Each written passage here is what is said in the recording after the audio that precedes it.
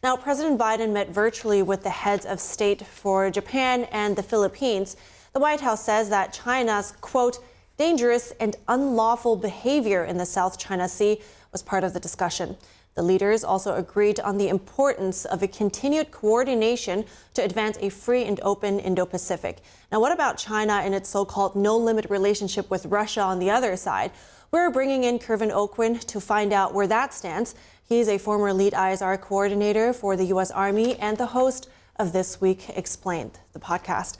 Good morning, Kervin. Good to have you back on. Now, first, to zoom out a little bit, tell me about the current tensions between China and the U.S. The U.S. has put a lot of effort into trying to deter China to get more aggressive, especially in the Indo-Pacific, but is it working? Once again, thank you for having me on to talk about this. And it's extremely important because I've assessed for a couple of years now that China's the biggest adversary to the United States over the past 5 years. And the reason for that is because Xi Jinping has made his determination that he wants to reunify Taiwan into China. And the U.S., while they have a one China policy, the internal discussions are that the United States, will protect Taiwan. So what started in the United States as this deterrence, this trying to deter China through strength in the Indo-Pacific, it is not working. It has failed miserably, and so now the process needs to continue to strengthen the U.S. Navy and Air Force as we get into the Indo-Pacific and push back against China as they become more aggressive in that region. Right, and as you say, well, I know that you're not alone with that assessment, at least among our analysts and experts that we speak to on the show, that China is the biggest adversary. So let's talk about, though, the no limits friendship that China has with Russia, so they say. So how far would Russia go to back China in the event of a war in the Indo-Pacific? Well, I think they're going to do the exact same thing that China did for Russia when they invaded Ukraine. Look, Vladimir Putin met with Xi Jinping during the Olympics that year in 2022.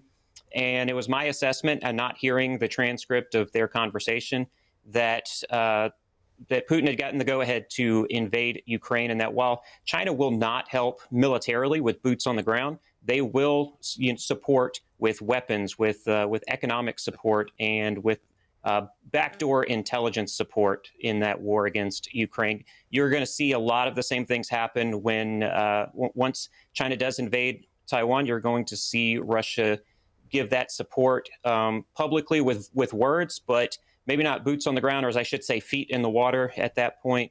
There will not be this military increase from Russian soldiers or Russian naval and air force into the Indo-Pacific. Right, and when it comes to that, I know you just said not necessarily boots on the ground, but how is the Ukraine war impacting Russia's military power and stockpiles there?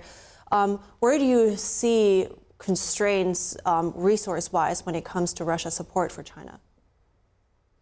I mean, it's been a black eye for the Russian military since the start of this war. Putin called it a special military operation because he had assessed that in the first few days they were going to get into Kyiv and make a full push for Ukraine. That never happened. They had to reassess and reutilize forces. And so the Russian military is looked at now publicly, at least in the West, as a lesser military than we thought they were before. But make no mistake, the United States has had to supply stockpiles of weapons to Ukraine. That is depleting U.S. stockpiles.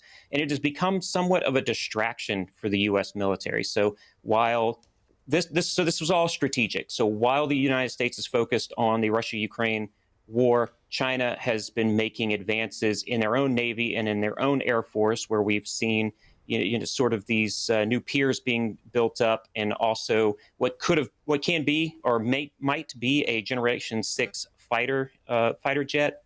These advancements are going to impact an Indo-Pacific conflict.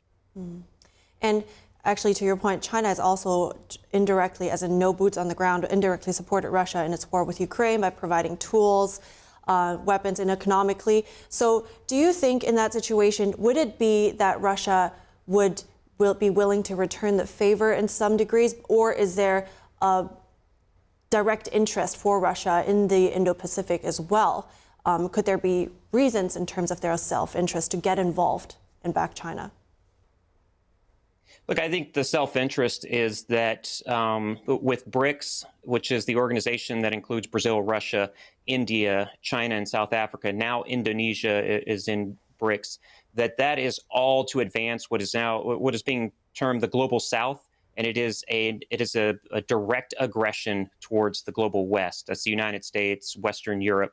So that's the interest that Russia has right now. It's the same one that China has. It is to defeat the United States, to make the United States no longer the world's largest power, to knock them down the scale and increase both Chinese and Russian economic and military where their standing is. So do you see Russia being able to provide important technology to help China? It's to some degree, some point to their experience, actually, they're gaining in the Ukraine war right now, and maybe their missile defense expertise. What can you tell us there? Yeah, absolutely. So the lessons learned that Russia has from the Ukraine war is going to be sent to China to improve, like you said, missile defense. And I get that this is not a naval war in Ukraine for the most part, but it's a war of air power. It is an area anti-access area denial, A2AD fight as well. That's going to help China, as well as this satellite improvements and intelligence sharing. All of this is going to come together to bolster China's military and their intelligence collection process. Good to know. Thank you so much, Kevin Aucoin, to providing some insight into that side as well. I appreciate it. It's always good to talk to you. And as always, stay safe out there.